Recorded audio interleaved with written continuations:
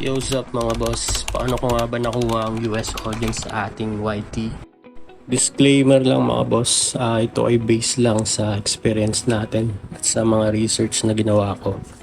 Hindi po tayo expert dito, hindi tayo coach, hindi rin tayo YouTube guru. Itong video na to ay para lang makatulong po sa mga nagsisimula na kagaya natin. So let's go mga boss. Okay, tip number 1 mga boss. Ito sa mga pinaka-importante sa lahat. Yung niche mo dapat pasok sa panlasa ng Western audience like US and UK. Kasi kung di nila trip yan, malamang sa malamang Asian countries ang bagsak mo. Pinaka-common na audience sa atin pag nandito ka sa Pinas ay syempre Pilipinas tapos India. So gagawa tayo ng ibang video para sa mga niche na pasok sa US at UK audience. Kaya huwag niyong kalimutan mag-subscribe sa ating channel. Sa pangalawang tip mga boss, dapat ang ginagamit niyong voice over at caption sa video nyo ay English. Siyempre, yun ang language na gamit nila.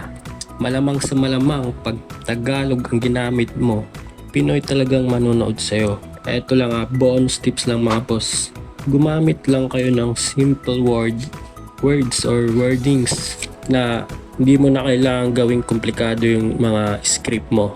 Sabi nga nila, the simpler the better. Tip number 3. Para makuha mo ang Western audience ay dapat tama yung oras ng pag-upload mo. Dapat mag-upload ka kung saan yung mga US audience ay gising. Dahil 12 hours ang pagitan natin sa oras nila. Kung gabi sa kanila, umaga sa atin. So anong oras ba dapat mag-upload?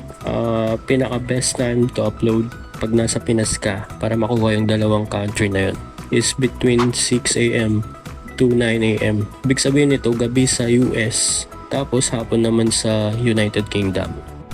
Pero based sa aking experience, ang oras talaga na pag-upload ko sa akin ay 1:00 ng madaling araw.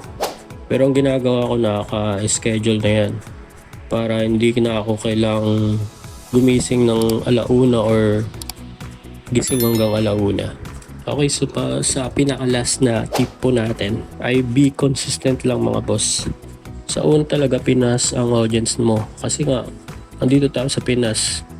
So kahit yung location mo nakaset ng ibang bansa ay walang epekto yun kasi nga andito ka sa Pinas.